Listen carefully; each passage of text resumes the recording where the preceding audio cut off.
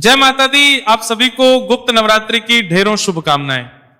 प्रिय भक्तों, आज के इस वीडियो में हम विशेष रूप से बात करेंगे आषाढ़ मास की आने वाली गुप्त नवरात्रि के विषय में। ये गुप्त नवरात्रि कब से आरंभ है, कब समाप्त है, को बताएंगे कि इन गुप्त नवरात्रि का कैसे आप लाभ ले सकते हैं, ये आपके जीवन में कितनी महत्वपूर्ण है, क्या आपको इन 9 दिनों में करना चाहिए और क्या नहीं करना चाहिए। माता के 9 स्वरूपों की साधना तो आप नवरात्रि जो ज्ञात नवरात्रि है उसमें करते ही हैं, परंतु ये जो गुप्त नवरात्रि हैं इनमें आपको कैसे माता की साधना करनी चाहिए, वो क्या नियम है जिनका पालन करना चाहिए। माता की साधना से भी प्राय है कि हमें इन 9 दिनों में पूजन कैसे करना चाहिए, कैसे उनकी कृपा प्राप्त कर सकते हैं। ये 9 दिन जो होते हैं बड़े विशेष होते हैं। इनमें जो हम सदकर्म, आराधना, पूजन आदि करते हैं उसका जो पुण्य फल है वो हजारों गुना बढ़ के मिलता है। जो हम मंत्र जाप करते हैं ना, वो एक मंत्र का पुण्य सामान्य दिन पर जो मिलता है उसकी तुलना में करोड़ों गुना उसका प्रभाव होता है हमारी कुंडली पर, हमारे जीवन पर। इसीलिए इन 9 दिनों में माता को बड़ी सरलता से प्रसन्न किया जा सकता है। और जिन 10 महाविद्याओं की पूजा इन 9 दिनों में होती है वो कौन सी है, कैसे उनकी पूजा करनी चाहिए, सामान्य आदमी कैसे पूजन कर सकता है। क्योंकि बड़ा भ्रम जो है ना मनुष्य के बीच में वो यही है जी कि ये तो केवल तांत्रिक पूजा के लिए है। ये भ्रम धीरे धीरे टूट रहा है जैसे जैसे लोगों में पुराण की जागृति आ रही है, पुराणों को पढ़ना शुरू किया है और उसके अनुसार अब लोग समझने लगे हैं कि वैदिक पाठ पूजा करने वाले जो हम सामान्य जन हैं, हमारे लिए भी ये नवरात्रि बहुत कल्याणकारी होती है। तो आइए समझते हैं विस्तार से इसके विषय में, क्या करें क्या ना करें, कैसे लाभ लें। आपसे निवेदन है कि वीडियो यदि थोड़ा सा भी उपयोगी लगे एक बार लाइक अवश्य कीजिएगा, जितना हो सके शेयर कीजिएगा, चैनल पर नए हैं तो सब्सक्राइब कीजिएगा क्योंकि ये प्रतिष्ठित ज्योतिष संस्थान का चैनल है। यहां जो जानकारी दी जाती है वो ज्योतिष शास्त्र और पंचांग पर आधारित है। कमेंट बॉक्स में अवश्य लिखिएगा जय माता दी, माता रानी आपका कल्याण। प्रिय भक्तों, आप जानते हैं कि नवरात्रि तो 4 आती हैं, 2 गुप्त होती हैं, 2 सर्वविदित होती हैं। जो सर्वविदित हैं आप जानते हैं, चैत्र नवरात्रि जिससे नव संवत की शुरुआत होती है, जो चैत्र मास में आती हैं, अप्रैल के महीने में एक आती हैं। अश्विन नवरात्रि जो शीत छतु में आती हैं, जब वो शीत छतु आरंभ होने वाली होती हैं दशहरे से पहले, और श्राद्ध पक्ष के बाद में 2 होती हैं। गुप्त नवरात्रि एक आती है माघ मास में, माघ शुक्ला, और दूसरी आती है। तो जो गुप्त नवरात्रि होती है इसकी विशेषता यह है कि इन नवरात्रि के 9 दिनों में माता की जो महाविद्याएं हैं, 10 महाविद्याएं कही गई है, उन 10 महाविद्याओं की पूजा होती है। और जो सर्वविदित नवरात्रि है उन सब में माता के 9 रूपों की 9 दिन में पूजा होती है। तो जो 10 महाविद्याएं हैं ना, इनको अभी तक क्या माना जाता था कि ये गुप्त नवरात्रि केवल तंत्र साधना के लिए, माता की आराधना के लिए, उसी के लिए उपयोगी है। लेकिन जैसे जैसे वेदों को पढ़ा गया, पुराणों को पढ़ा गया, तो पता लगा कि ये गुप्त मनुष्य का सर्वाधिक कल्याण करने के लिए है, केवल ये तंत्र साधना के लिए नहीं है। हम आप जैसे सामान्य मनुष्य के जीवन का उद्धार करने के लिए, जीवन के संकटों का नाश करने के लिए, माता के आशीर्वाद को प्राप्त करने का ये गुप्त नवरात्रि परम साधन है।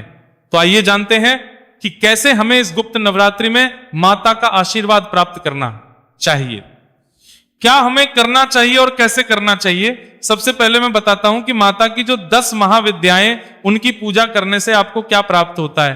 तो मां आदि शक्ति की जो प्रथम महाविद्या कही गई है वो कालिका के रूप में जानी जाती है। कालिका जो है आदि शक्ति की महाविद्या है। तो प्रथम दिन पर मां काली की पूजा की जाती है। इनकी पूजा करने से आप शत्रुओं पर विजय प्राप्त करते हैं। जीवन में किसी भी प्रकार के शत्रु है आपके, उन पर आपको विजय प्राप्त होगी। कोई कोर्ट कचहरी का मामला चल रहा है, वहां आपको विजय प्राप्त होगी। आपके मन में किसी भी प्रकार का भय व्याप्त है, डर व्याप्त है, तो उस डर को और भय को समाप्त करने का कार्य मां आदि शक्ति की जो प्रथम महाविद्या है मां काली, वो करती है इस कार्य को। तो आपको प्रथम दिन पर मां काली की पूजा करनी है। इनकी पूजा कैसे करनी होती है, सामान्य विधि क्या है, इसके विषय में भी आगे बताऊंगा, पहले इनका महत्व समझ लीजिए। दूसरी जो महाविद्या है वो मां तारा कही गई है। मां तारा की पूजा करने से आपको जीवन में प्रत्येक क्षेत्र में सफलता प्राप्त होती है। ये आध्यात्मिक शक्ति के रूप में जानी जाती है। इनसे आपको आध्यात्मिक शांति प्राप्ति होती है, आध्यात्मिक ज्ञान की प्राप्ति होती है, और आध्यात्मिक ज्ञान प्राप्त करके मनुष्य अपने संकटों से ऊपर उठता है। तीसरी महाविद्या मां त्रिपुर सुंदरी कही गई है, जिनकी तीसरे दिन पर पूजा होती है। मां त्रिपुर सुंदरी की पूजा करने से मनुष्य धन को प्राप्त करता है, ऐश्वर्य को प्राप्त करता है, वैभव को प्राप्त करता है। धर्म, काम, मोक्ष सभी मां त्रिपुर सुंदरी की पूजा करने से आपको प्राप्त हो जाते हैं। इनकी पूजा करने से आपके जीवन में, साधक के जीवन में किसी प्रकार की कोई कमी नहीं रह जाती है। चौथे दिन पर मां भुवनेश्वरी, जो चौथी महाविद्या कही गई है, उनकी पूजा की जाती है। मां भुवनेश्वरी की पूजा करने से मनुष्य को खूब सारी भूमि, वैभव, अर्थ आदि प्राप्त होता है। पांचवें दिन पर मां छिन्नमस्ता की पूजा होती है। ये पांचवी महाविद्या है। इनकी पूजा करने से मनुष्य को सफलताएं प्राप्त होती है। किस प्रकार की जो आपके कार्य चल रहे हैं उनमें जो बाधाएं उत्पन्न होती है ना, उन बाधाओं को दूर करने का कार्य मां छिन्नमस्ता करती है। जब भी कोई कार्य आपका अटका हुआ हो तो इनका ध्यान करना चाहिए। आपके अटके हुए सभी कार्यों को ये पार कर, आप कई बार कुछ कार्य आरंभ करते हैं, बीच में बाधाएं उत्पन्न हो जाती हैं, कार्य रुक जाते हैं, तो मां छिन्नमस्ता की आराधना करने से वो जो रुके हुए कार्य हैं वो पुनः आरंभ भी होते हैं और सफल भी होते हैं। छठी महाविद्या कहा गया है मां त्रिपुर भैरवी को। ये मनुष्य के सभी दुखों को दूर करती हैं, रोगों से मुक्ति दिलाती हैं, संकटों से दूर करती हैं और सभी प्रकार के मनोवांछित फलों को देने वाली हैं मां त्रिपुर भैरवी। सातवीं जो महाविद्या कही गई है, जिनका पूजन 7वें दिन किया जाता है, उन्हें मां धूमावती के रूप में जाना जाता है। मां धूमावती बड़े से बड़े संकटों का नाश कर देती है। जब मनुष्य इनकी पूजा करता है, आराधना करता है, तो उसके जीवन के जो बड़े बड़े संकट हैं उनका नाश मां धूमावती की पूजा प्रार्थना से आप करते हैं। साथ ही जीवन में यदि कोई बड़ा संकट आने वाला होता है ना, तो इनकी पूजा से वो पहले ही टल जाता है। 8वीं जो महाविद्या है मां बगलामुखी है। इनके विषय में आपने बहुत पढ़ा होगा, सुना होगा। मां बगलामुखी शक्तिशाली है, शत्रु इनसे थरथर कांपते हैं। इनकी पूजा करने से, जो वैदिक पूजा है, तांत्रिक पूजा की बात नहीं कर रहा, वैदिक पूजा जो हम आप सभी लोग करते हैं, तो मां बगलामुखी की पूजा करने से आपको कोर्ट कचहरी के बड़े मुकदमे, कई बार झूठे मामलों में आपको फंसाया गया होता है, उन सभी में आपको निश्चित विजय प्राप्त होती है।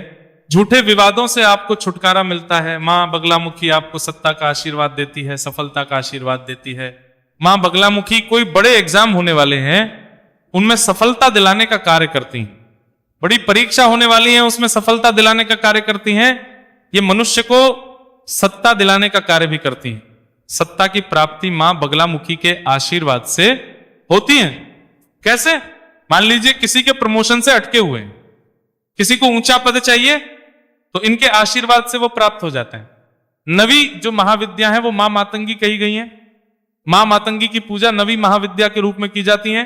ये साधना देने वाली है, शक्ति देने वाली है, विद्या देने वाली है, सौंदर्य देने वाली।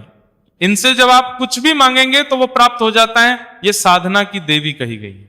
ये अत्यंत सौम्य है, इसीलिए सौम्य साधन से संबंधित जितनी भी चीजें हैं, जिस भी प्रकार की वस्तुएं हैं, वो सब मां मातंगी के आशीर्वाद से प्राप्त होती हैं। और 10वीं महाविद्या कही गई है मां कमलात्मिका। मां कमलात्मिका मां लक्ष्मी का ही एक स्वरूप मानी गई है। मां कमलात्मिका की आराधना पूजा करने से धन संपत्ति प्राप्त होता है, धन धान्य के भंडार प्राप्त होते हैं, आपका राजयोग बनता है। मां कमलात्मिका की आराधना करने से गुप्त नवरात्रि में आपके धन संबंधित जो भी कार्य हैं वो पूर्ण होते हैं। इस प्रकार से गुप्त नवरात्रि में माता के इन 10 महाविद्याओं का पूजन किया जाता है।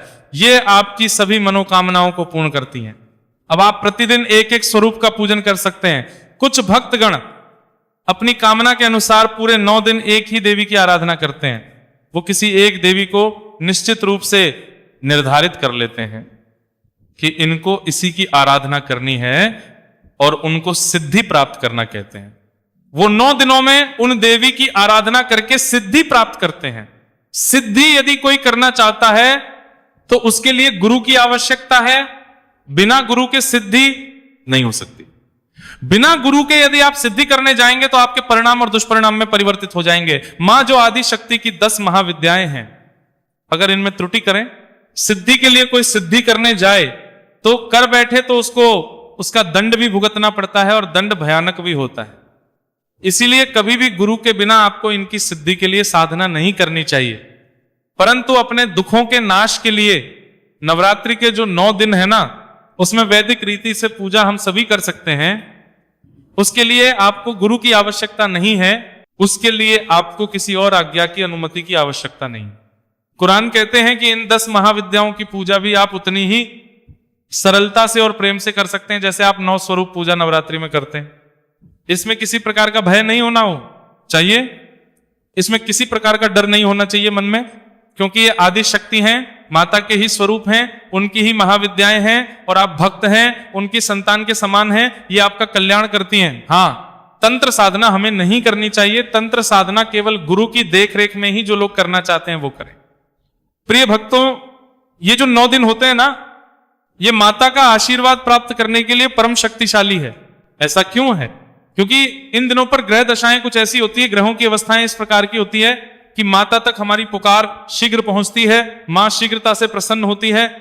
और इन 9 दिनों में जब हम माता की आराधना करते हैं तो माता हमारी प्रार्थनाओं को शीघ्रता से सुनती हैं।